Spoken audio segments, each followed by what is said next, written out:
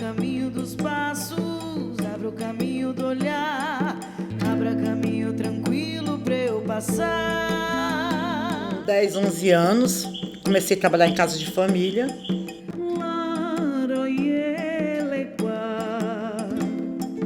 Tumba o mal de joelho, só levanta o ogó, dobra a força dos braços que eu vou só. Um artista era se apresentar no palco, cantar, levantar multidões, era aquilo que eu queria fazer, entendeu?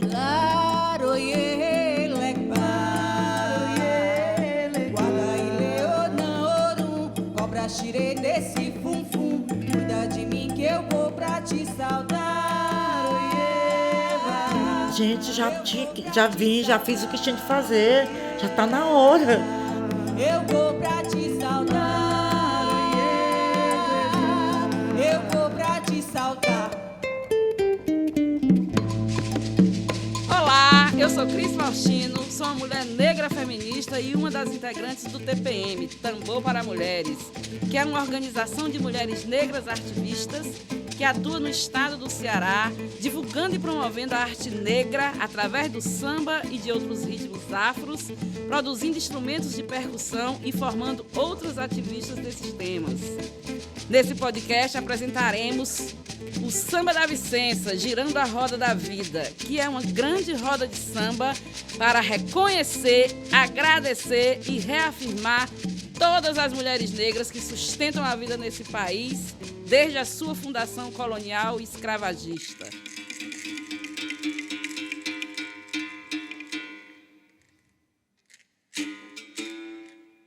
Para isso, vamos trazer a voz de algumas mulheres que ajudam a contar essa história. O podcast foi gravado ao longo do mês de janeiro de 2022, em contexto de pandemia, como todos sabem, todos e todas sabem. Parte foi feita em estúdio, outra nas casas das convidadas e até à distância pelo celular. Por isso, não estranhe se minha voz ou a dela sair diferente, se alguns grilos cantarem no fundo, se algum cachorro latir, uma televisão do vizinho pode aparecer, ou até crianças correndo, barulho de carro. Isso faz parte da vida cotidiana.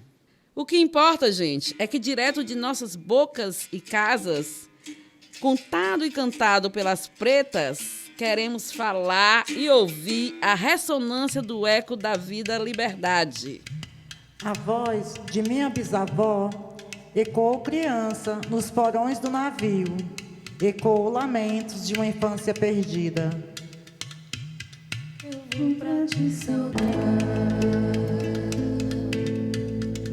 A voz da minha avó ecoou obediência aos brancos donos de tudo.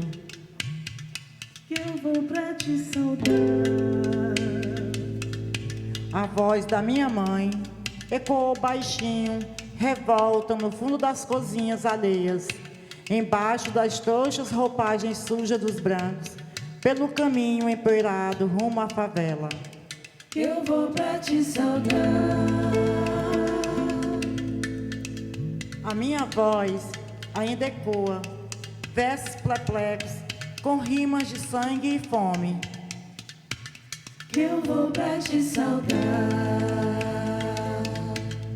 A voz de minha filha recolhe em si as vozes caladas, engasgadas nas gargantas.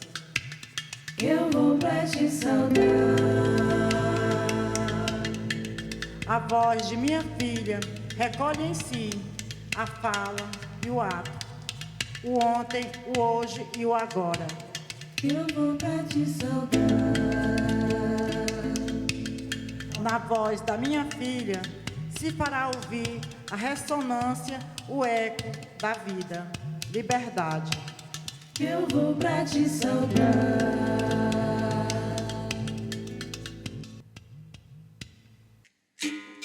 Vocês ouviram recitando o poema Vozes Mulheres da maravilhosa Conceição Evaristo? É Vicença Soledade, a estrela do nosso podcast Samba da Vicença, girando a roda da vida. Ninguém melhor do que ela para falar dela mesma. Chega aí, Vicença!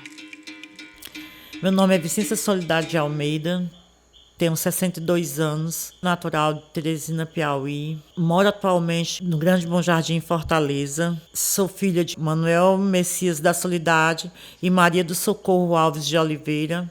Sou mãe de Vládia, Flávia, Ana Lília e Arley.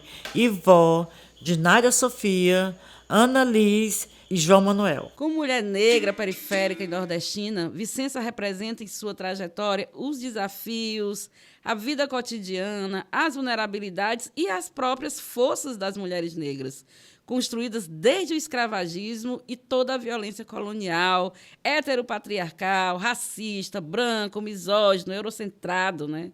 Então, como provavelmente lhe diria Lélia Gonzalez, nossos passos vêm de longe, mas os seus também. Que noite mais funda calunga no porão de um navio negreiro.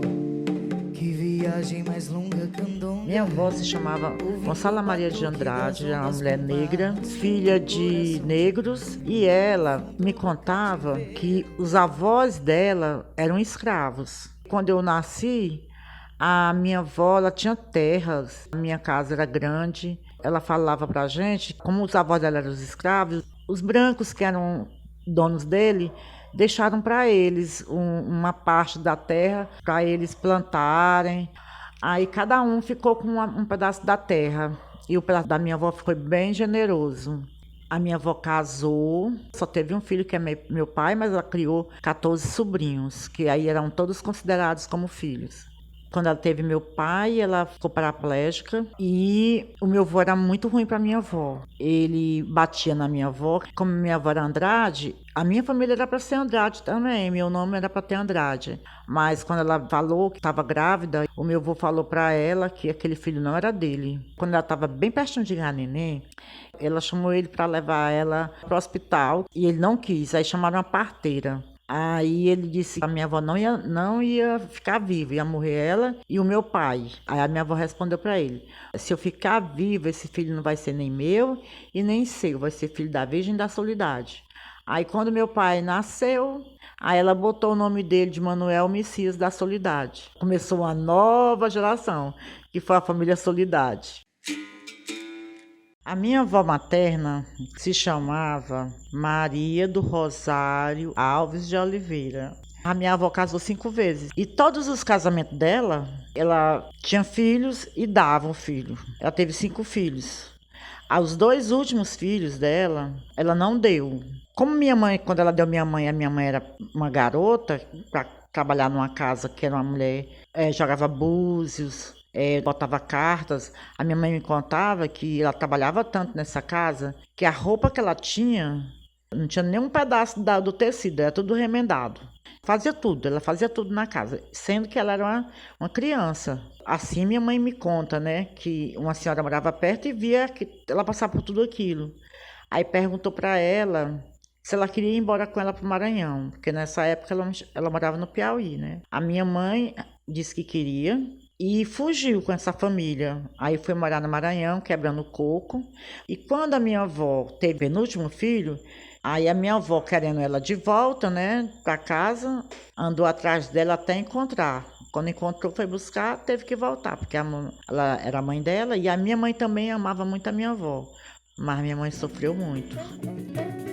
Natina, vovó lavou a roupa que mamãe vestiu quando foi batizada. Resistência, trabalho, valores de liberdade, firmeza na ancestralidade, acúmulo de vida em cada morte diária, disseminando novos valores e saberes. Vicença guarda a memória dos seus e das suas e denuncia os significados das correntes que apertaram brutalmente os laços desiguais e opressores entre a sua família, as elites e classe médias de Teresina e as interferências da brutalidade dos brancos que até hoje recaem sobre sua vida. Com 10, 11 anos, comecei a trabalhar em casa de família. Era babá, 2 garotas, uma chamada Evelise e uma chamada Cláudia. Elas moravam em Teresina só final de semana e férias, porque no decorrer da semana elas iam para Caxias, que era no Maranhão. E em Caxias elas tinham uma prima que ela estava precisando de uma babá. Aí me chamaram, porque era para trabalhar o tempo integral. Então eu fui morar em Caxias, no Maranhão. Lá em Caxias, eu não passei muito tempo, porque lá eu não podia estudar. E a minha mãe não aceitava eu ficar sem estudar. Voltei para Teresina e fiquei continuando trabalhando na casa da dona Lisete, cuidando da Ivelisse e da Claudinha só final de semana. Mas morava lá, passava a semana toda lá e eu estudava à noite. Porque lá eu trabalhava, eu não ganhava dinheiro. Eu trabalhava pela comida e quando era final de semana que a minha mãe ia pegar alguma coisa lá, a dona Luizete dava comida que estava sobrando, fazia tipo uma feirinha, aí levava para minha mãe. Mas a dona Luizete, ela comprava meus cadernos, ela comprava uma calcinha. Às vezes as roupas da família dela, ela dava pra gente. Era assim o pagamento, a forma de pagamento era isso. É como diriam os poetas do samba, a amizade nem mesmo a força do tempo irá apagar. E essa, que é solo do amor, é coisa central para a sobrevivência das mulheres negras. E Vicença contou com algumas. Uma delas é a Neide Barbosa, amiga de infância, que também viveu nessa mesma itinerância e correria para enfrentar as ausências e superar humilhações que atormentam a luta diária. Chega para a roda, Neide, conta um pouco disso para a gente. Bom, vamos lá. Eu me chamo Francisco Neide Barbosa Almeida, nasci em 18 de junho de 1960. Bom, já morei em Brasília, Fortaleza e Teresina. E atualmente moro em Fortaleza. Eu conheci a Vicença em Teresina. Cheguei logo, assim, não tinha amizade, não tinha ninguém. Aí, a primeira pessoa que eu tive amizade foi com a Vicença. Tudo a gente fazia junta, se divertia junta. No começo, a gente não estudava junto, a gente era tão amiga que uma gazeava a aula para ir para o colégio da outra. Aí depois resolvemos estudar no mesmo colégio. E assim ia. Todo canto, onde estava uma, a outra estava também. Então, a nossa amizade era assim, diferente. Era uma coisa muito boa mesmo, verdadeira. Depois de passarem juntas uma infância e adolescência de trabalho e servidão na Casa dos Brancos, em 1977, foi Oneide que mobilizou Vicença, que tinha então 18 anos, para vir para Fortaleza, buscar trabalho e melhorar de vida. Mas antes de contar mais sobre isso, vamos chamar aqui para a nossa roda uma mulher extraordinária que vai nos ajudar a refletir um pouco sobre a migração de mulheres negras e os giros da vida para melhorar o dia a dia e ter mais esperanças. Francisca Sena é cearense, assistente social, mestre em políticas públicas e sociedades, feminista negra, referência para o movimento de mulheres negras no Brasil, intelectual e estudiosa dos temas das questões raciais e das mulheres negras. Chega aí, Sena, fala um pouco para nós sobre essa questão. Oi, Cris, que alegria esse nosso encontro nas ondas do rádio, né? Quero dar um salve para a Vicença, para a Oneide, para ti, para quem constrói essa iniciativa e para quem está nos ouvindo.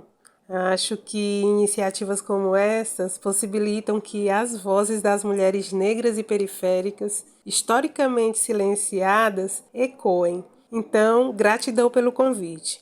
Para começo de conversa, eu quero dizer que tive a oportunidade de conhecer a Vicência há mais de uma década, quando realizamos uma atividade da Negra no Grande Bom Jardim. Foi um encontro de vida marcante que agora se reencontra nesse podcast. Quando a gente conhece a trajetória da Vicença, embora ela seja uma mulher preta única e singular, sua vida traz características muito semelhantes com de outras mulheres negras.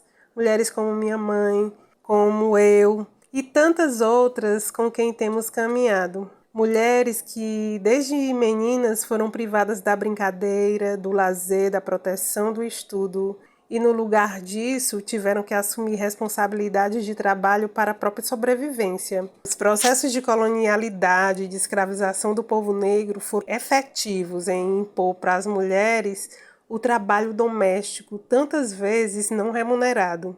Por isso, o samba da Vicença é uma celebração à existência e à vida desta mulher especial, mas ao mesmo tempo é um caminho de diálogo e interação com outras mulheres negras. Daí, a gente aproveita para começar denunciando que a colonialidade criou e ainda cria gerações de meninas e mulheres negras submetidas à servidão e exploração da sua força de trabalho. Ocupam a casa de patrões e patroas, lavando e passando roupa, cozinhando, esfregando o chão, cuidando das crianças alheias, enquanto seus filhos ficam desprotegidos e são negligenciados. Esse tratamento é dado por uma elite branca privilegiada, que vive no conforto, às custas da exploração das famílias negras. Uma elite que quase sempre tem uma lista de queixas contra as trabalhadoras domésticas, que ela julga de forma cínica, moralista e injusta, mesmo quando sequer asseguram salário e outros direitos dessas meninas e mulheres. Assim como se sente na autoridade de puni-las quando suas vontades são contrariadas. Ao falar isso, me vem em mente imagens de violência como xingamento, espancamento, violência sexual e também o cárcere, que são estampados cotidianamente pela mídia. Tais agressores e agressoras pensam e agem a partir de uma herança maldita dos séculos passados, quando a escravização ainda era institucionalizada. Pensar sobre essa realidade é importante para a gente compreender e caracterizar as migrações das mulheres negras no Nordeste. Percebo que há muitos casos de deslocamentos feitos do campo para as grandes cidades, dentro e fora do estado, particularmente para as capitais.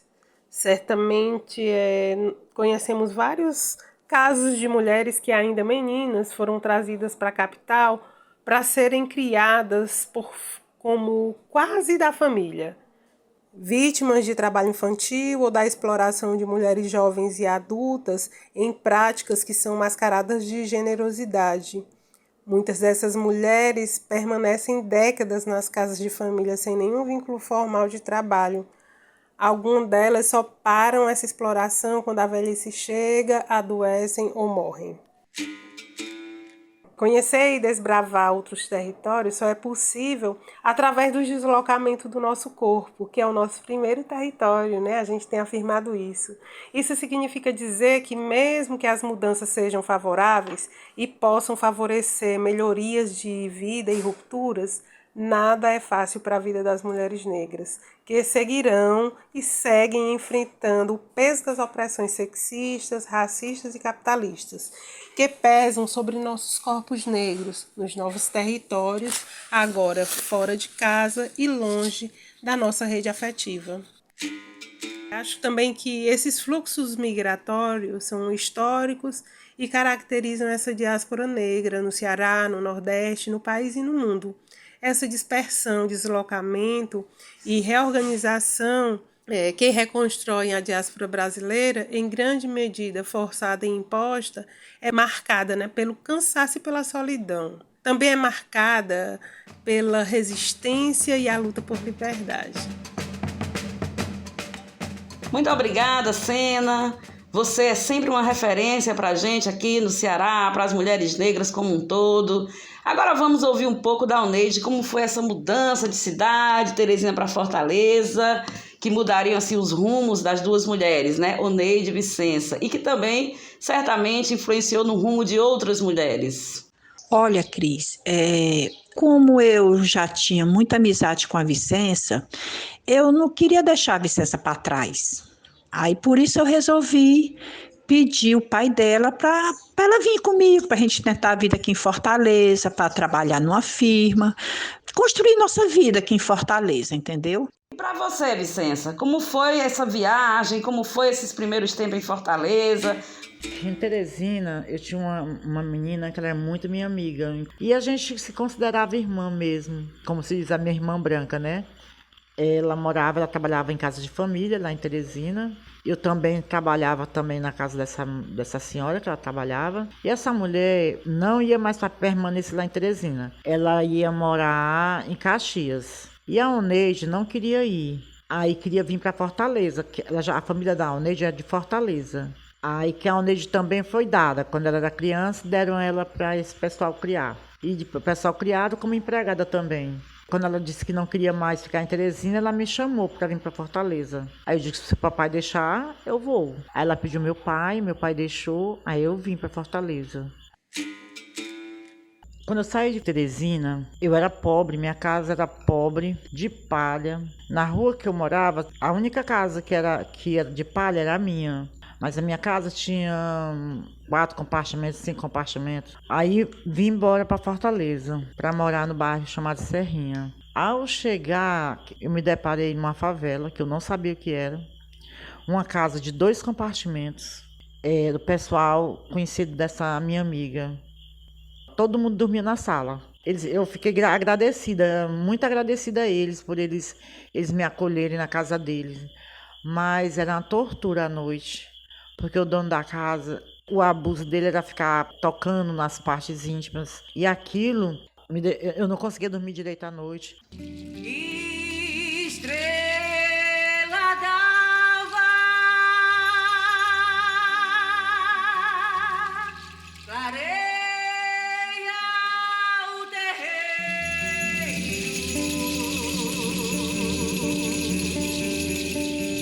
Príncipe Gerson na ira chegou. Ele vem da Costa Rica.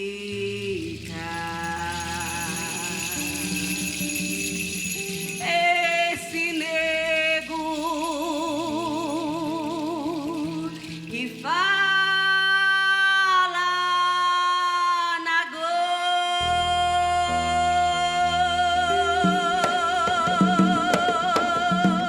Apesar da demonização das religiosidades negras e indígenas, materializada no racismo religioso, muitas mulheres negras também recorrem às forças ancestrais para abrir caminhos, principalmente em horas difíceis. Consulta, pede e segue conselhos, agradece e vai em frente. Vicença, como nos contou sua zeladora de santo, mãe de Didi Xangô, é filha legítima de Príncipe Gerson, uma das divindades cultuadas na Umbanda e em outras religiões de matriz africana. Vicença, conta pra gente um pouco essa história maravilhosa, como você conheceu esse seu pai ancestral.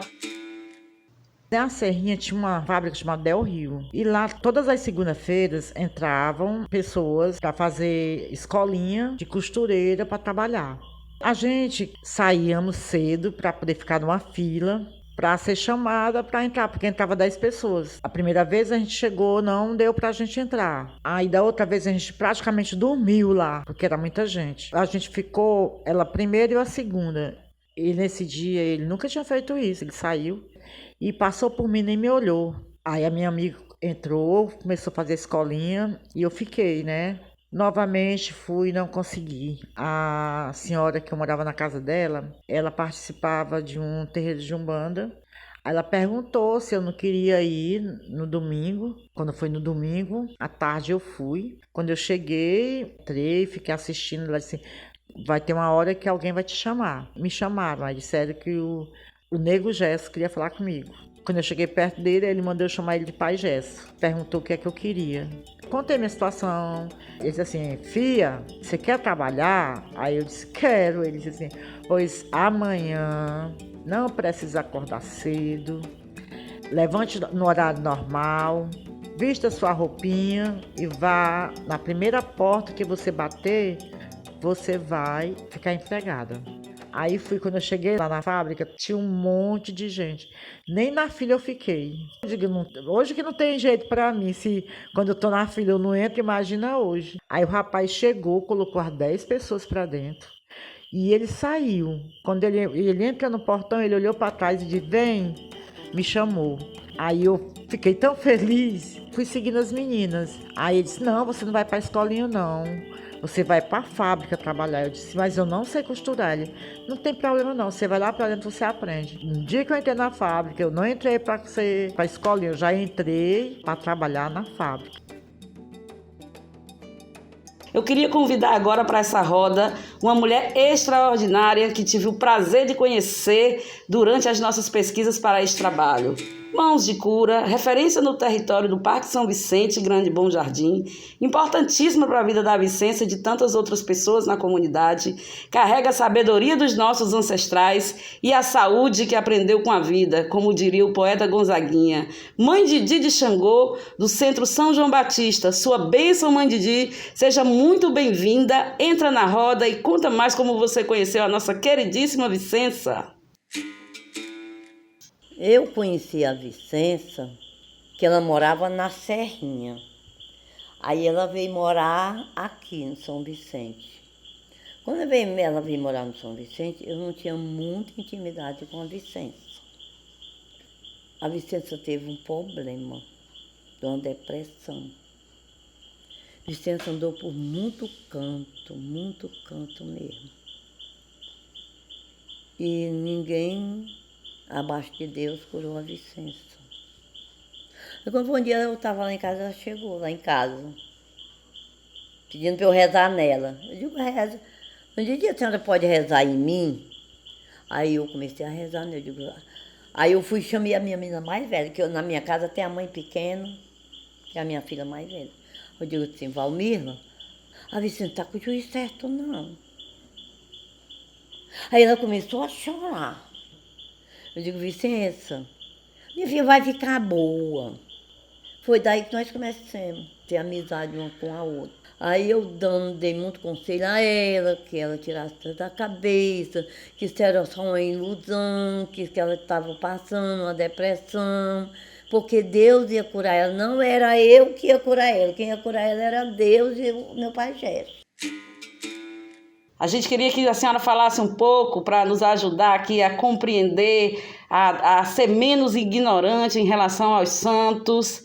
A gente queria que a senhora falasse um pouco para nós quem é o seu príncipe Gerson. O nego Gerson, ele tem 70 linhas.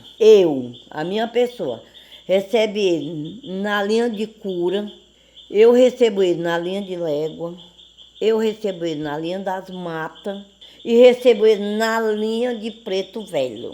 Nego Gerson é um orixá que tem muito medo da morte, porque o Nego Gerson não morreu, ele se encantou. Nego Gerson é Pinito, ele não morreu. Ele tem medo de quem morre, por quê? Porque ele nunca morreu.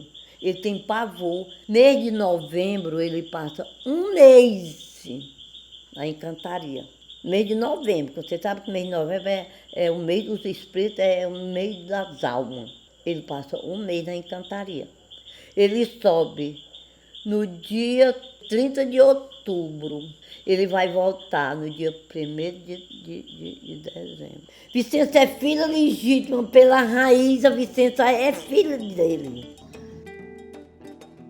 É importante a gente situar aqui que a imposição religiosa obrigou os povos negros e indígenas a camuflarem suas crenças, divindades e rituais num ambiente cristão, terrivelmente hostil e violento e partícipe da dominação colonial na economia escravagista, patriarcal, misógina, racista e moralista do europeu.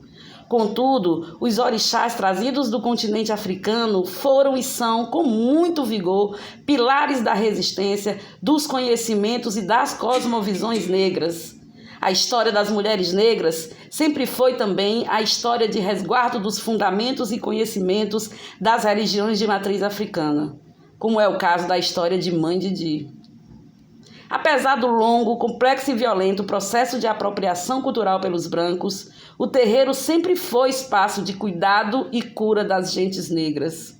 Com toda a demonização, silenciamento e apagamento e as atualíssimas violências contra os povos de santo, as divindades negras continuam demandadas, cultuadas, protegidas e alimentadas por seus filhos, filhas e filhos de santo.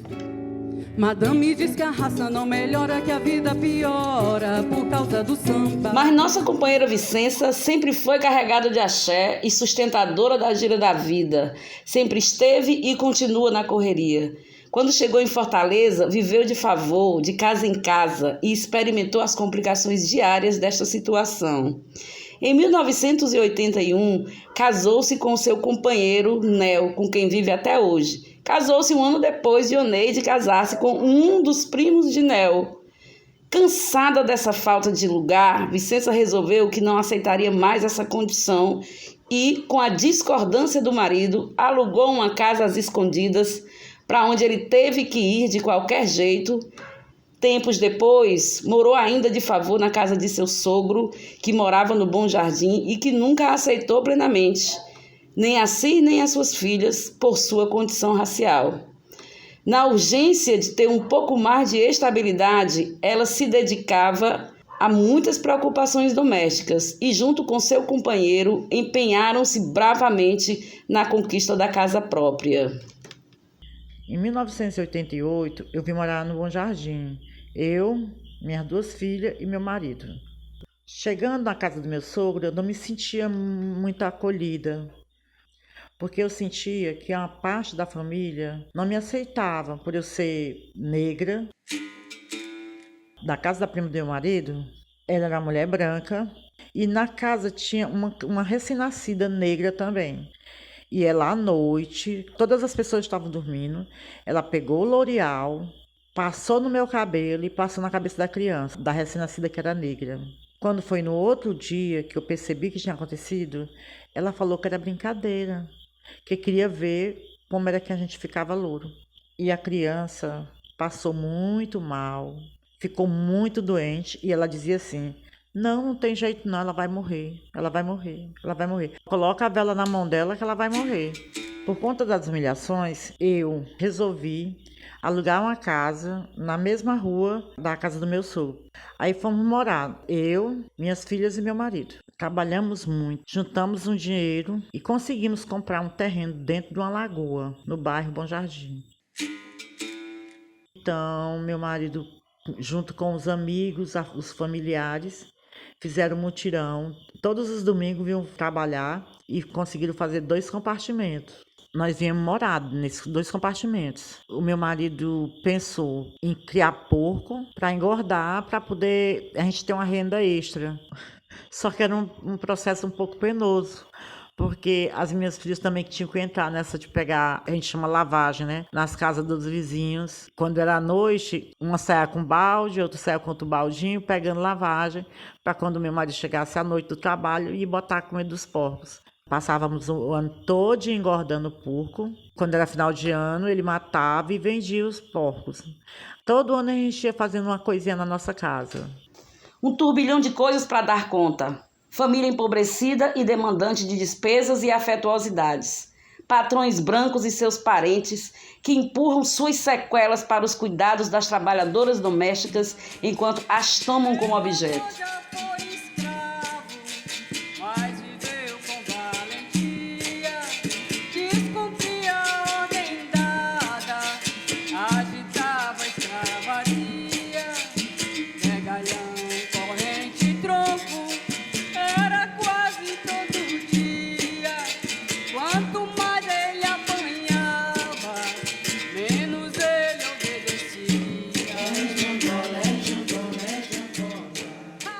Vicença e muitas mulheres negras enfrentou e enfrenta a enorme sobrecarga de trabalho que condiciona a vida em sua plenitude.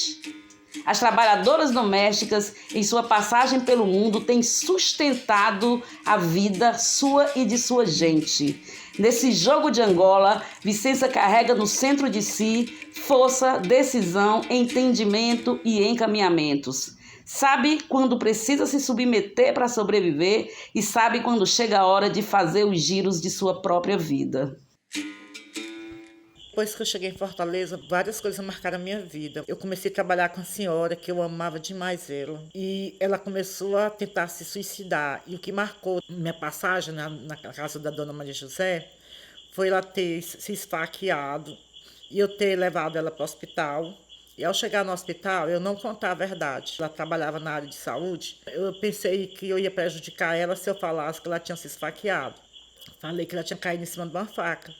Fiquei detida dentro de uma sala. Depois o médico chegou para mim e me perguntou a verdade. Tentei ainda enganar, disse, não, fala a verdade. Digo o que foi que aconteceu. O médico falou para mim, olha, ela acordou, ela voltou a si e contou o que tinha acontecido. Você ficou aqui dentro dessa sala trancada, você percebeu? Eu percebi, pois é.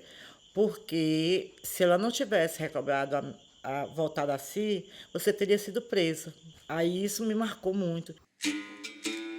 Eu queria chamar aqui de novo a nossa companheira Sena para nos ajudar aqui a refletir sobre o trabalho doméstico, suas marcas de colonialidade, de racismo e das estruturas de privilégios e conforto dos brancos às custas de nossos corpos. Fala aí, Sena. Vivemos numa sociedade capitalista que torna tudo mercadoria, inclusive os nossos corpos, e que proclama a livre circulação do dinheiro e das mercadorias, enquanto impede e cerceiam o fluxo das pessoas. Nesse contexto, reservam para nós e nossas famílias o camburão, o presídio, a situação de rua, a porta dos fundos, o elevador de serviço, o quarto da empregada. Lugares que temos denunciado e insistido recusar em nome da nossa dignidade, né? É um capitalismo racista que também é patriarcal, que também se empenha em determinar os territórios por onde as mulheres negras devem circular. Insistem em nos colocar na cozinha e na lavanderia dos brancos, nos cemitérios chorando nossos filhos, no mercado informal. Diante disso, é importante que a gente tenha uma leitura crítica e uma postura intolerante de romper com o que nos oprime. Diante do tamanho desafio, penso na importância da organização das mulheres negras. A gente precisa estar junta com quem nos identificamos e com quem temos projetos políticos semelhantes. Nas giras da vida, nas voltas que o mundo dá, Vicença sempre se deparou com questões de alta importância para a sua própria vida, para a vida de seu marido, para a vida dos seus filhos e filhas, para a vida das suas amigas. Essa realidade traz para a roda novas questões como os conflitos geracionais, a necessária desconstrução de valores morais internalizados na sociedade, na vida familiar e comunitária. No acúmulo de tantas aprendizagens, ela também se depara com novas questões, como a orientação sexual e identidade de gênero e novas demandas das filhas, filhos e netos. Quando a Flávia chegou para mim e para o pai dela para dizer que gostava de menina, eu não aceitei, porque eu disse assim, meu Deus, o que vai ser da minha filha? Porque a gente já é negro, aí ainda mais ela desse jeito, eu vou escutar num rádio, eu vou ouvir na televisão que mataram a minha filha. Eu só ficava dizendo, Nel, dá uma pisonela para ela parar com isso, ela não é desse jeito. Mas eu, lá no fundo eu sabia, desde pequena que ela deu os sinais. Depois, quando eu comecei a me automedicar, sempre quem me levava para o médico era ela. Nunca ninguém pegou na minha mão para me levar para o médico. Toda a vida quem me levava era. Toda a vida quem teve aquela paciência, dava um trabalho danado. Meu marido me deu a mão, a minha filha.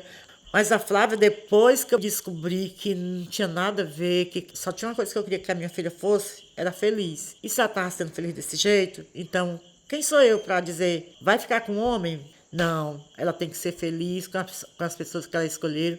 Quando eu descobri isso, eu abracei todas, abracei a causa. Primeiro desfile de tambor de safra, participaram na Beira-Mar, quem fui eu, com uma bandeira bem grande, mas todo canto que ela vai, eu estou junto com ela, adoro participar das coisas dela.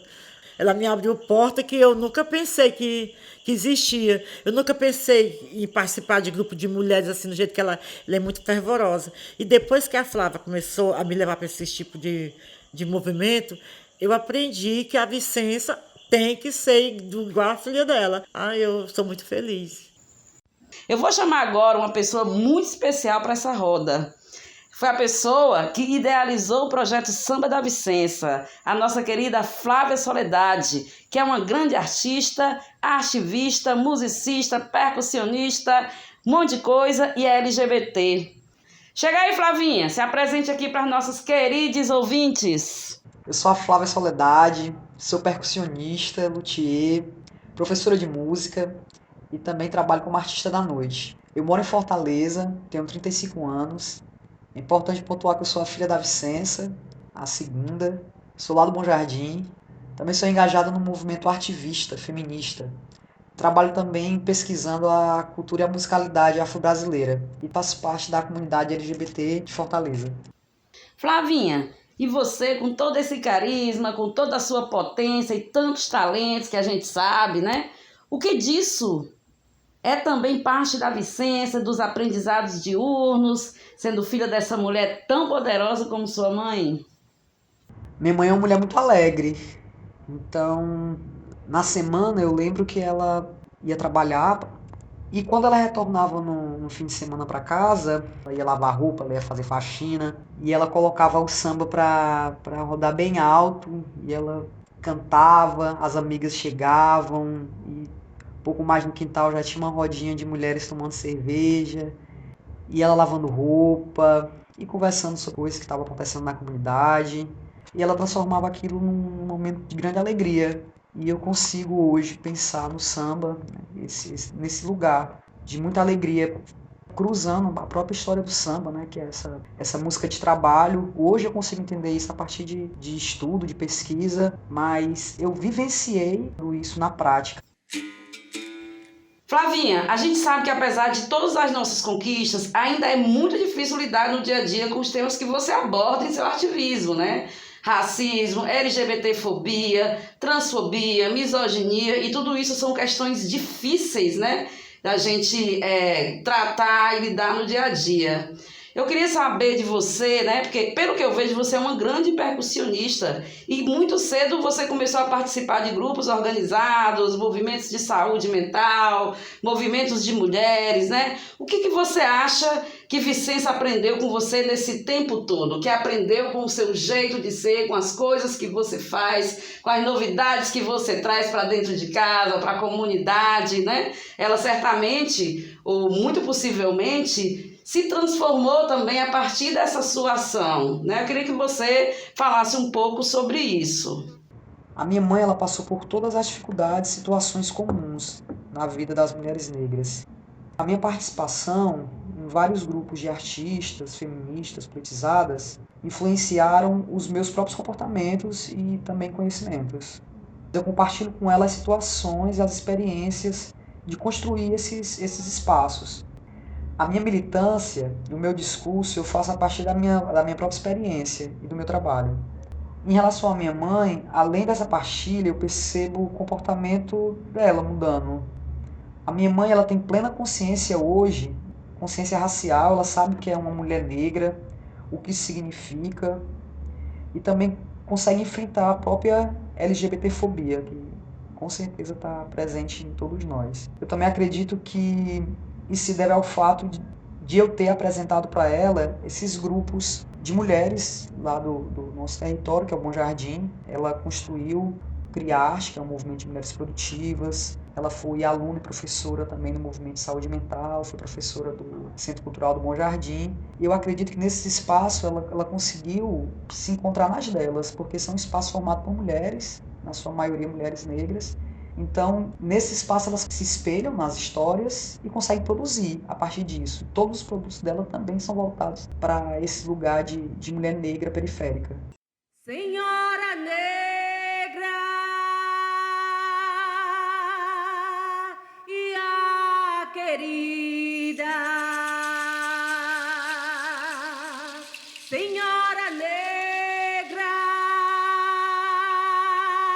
e a querida, soberana quilombola, mãe de Deus Aparecida, soberana quilombola, mãe de Deus Aparecida. Todos nós sabemos que as periferias são territórios em que as desigualdades e injustiças se materializam, né, de forma muito cruel nos corpos das pessoas negras, né, e que essa violência tem sido um dos principais meios de extermínio e genocídio da nossa gente. Disso resulta um tremendo discurso de ódio, tanto que nas grandes mídias o Bom Jardim é sempre visto com o olhar do racismo e da desumanização, né, Vicência? Então eu queria saber de você, o que você acha que melhorou ou piorou desde o tempo que você chegou, né, por volta de 1986, desde que você baixou lá pelo Bom Jardim até hoje? Quando eu cheguei aqui no Bom Jardim, a água passava aqui na minha rua, você tinha que andar praticamente de canoa, que a água dava na sua cintura. Passava um senhor, ele passava com um jumentinho vendendo água pra gente beber. A água pra gente lavar, consumir, tinha que ser de poço, que era uma água saloba. Tinha um tempo que a gente tinha que ir para os poços para lavar roupa, porque não tinha água. Que não era poço de água feito de um rio, não. Era quando chovia, criava aqueles poços de água. Hoje, eu praticamente no Bom Jardim, aqui é uma aldeota. Olha, eu gosto do Bom Jardim, porque eu tenho minha casa aqui. Tenho um vizinho maravilhoso. É como se fosse minha família, meus vizinhos. Vicência é também uma artista plástica incrível, né, mulher? Vamos assumir isso. Eu sei que você adora fazer isso e adora compartilhar seus conhecimentos com outras mulheres. Fala nós aí, mulher, sobre essa tua arte. Compartilha com a gente também aqui, com as ouvintes. A minha história com a pintura, a Flávia trabalhava com o Padre Rino. Aí ela falou, mãe, como eu estava naquele processo, que eu estava com depressão, ela, mãe, por que tu não faz pintura em tecido? Eu disse, eu vou fazer pintura em tecido, não sei nem para onde é que vai pintura. Ela disse, mãe, mas tenta. Aí eu fui. Ao chegar, a professora deu a lista de material que a gente tinha que comprar, eu comprei tudo errado. Aí, mas não teve nada, a professora aceitou. Menina, fiquei tão apaixonada que 2 anos depois eu estava sendo professora da Casa AME, recebendo meu dinheiro como professora mesmo. Vicência, você é uma mulher negra com consciência racial e a gente percebe isso na sua fala, nos seus desejos, no seu jeito de ser, nas coisas que você decide e até mesmo nas dificuldades da vida que você enfrenta, viu? Eu queria saber de você como é que você se descobriu uma pessoa negra, né? E que isso gerava problemas para você. Apesar, né, temos que reconhecer de toda a beleza que trazemos em nossa negritude. Desde criança eu fui recriminada. Eu não sabia que era preconceito, eu pensava que eu não entendia disso, né? Eu sabia que as pessoas chamavam de negro, desde minha infância. Depois, ficando mais adolescente, quando eu comecei a ser impedida de entrar em locais públicos, e a pessoa chegou a dizer, não, negro não entra aqui. Então, aí foi que eu comecei a ver que a cor da minha pele era um empecilho na minha vida. Venho das noites de festa, do som da corimba lá do terreiral. Sou herdeira direto da linha de Umbanda. Sou manto senhor do quilombo geral. Aprendi na senzala a tristeza da rima, do chicote que estava reduz a ruína. Vi fluir a maldade no peso da argola. Chorei a liberdade que estava em Angola. Quando as mulheres negras estão juntas, a caminhada se torna mais potente e menos pesada. É a força que vem daí. Contando a minha história para muitas pessoas e a minha história ter algo a ver com as histórias das outras Vicências, porque deve ter muitas Vicências no mundo. Me balo no dengue dos baracandãs, da moça que chega aos santos tantãs. Só volto pra casa quando amanhecer. Hoje quem predomina a beleza da raça, abrindo os caminhos, espalhando seu canto de libertação.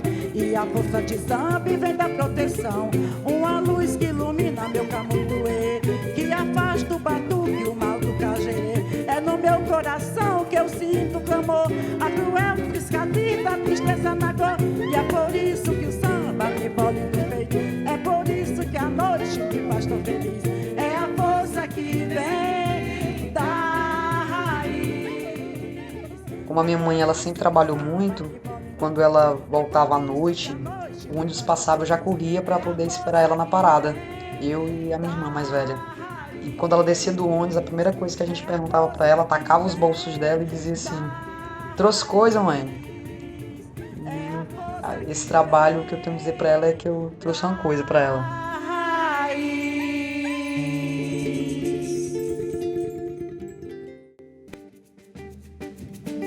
Ciranda de roda, de samba de roda da vida, que girou, que gira, na roda da saia rendada, da moça que dança ciranda, ciranda da vida.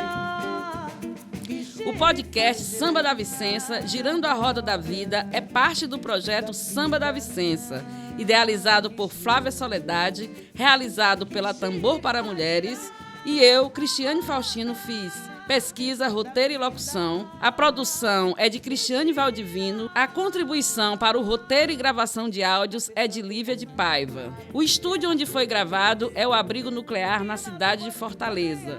O técnico de som foi Júnior Bala e a edição é de Flávia Soledade. O projeto gráfico é de Adne Alves. À frente da nossa página no Instagram está a Polidi. Contamos ainda com a colaboração fundamental na comunicação, infraestrutura e produção de Ariane Faustino. Deram entrevista para esse podcast Vicência Soledade, Oneide Barbosa, Flávia Soledade, Mãe Didi de Xangô e Francisca Sena. O poema que Vicência declama na abertura é Vozes Mulheres, de Conceição Evaristo, do livro Poemas da Recordação e Outros Movimentos. Utilizamos ainda trechos das seguintes músicas do show Samba da Vicência: Padeonã, de Douglas Germano, Yaya Macemba, de Roberto Mendes, Coisa da Antiga, de Ney Lopes e Wilson Moreira, Roda Ciranda, de Martinho da Vila, Toque de São Bento Grande, Paulo César Pinheiro, Jogo de Angola, Paulo César Pinheiro e Mauro Duarte, Senhora Negra, Sérgio Pererê e A Força que Vem da Raiz, de Roque Ferreira. As maravilhosas vozes foram das cantoras Auri de Uruá, Patrícia Trajano, Nega Lu, Jajá Aquino, Vládia Soledade e a própria e grande Vicência Soledade. Arranjos e direção musical foram de Flávia Soledade.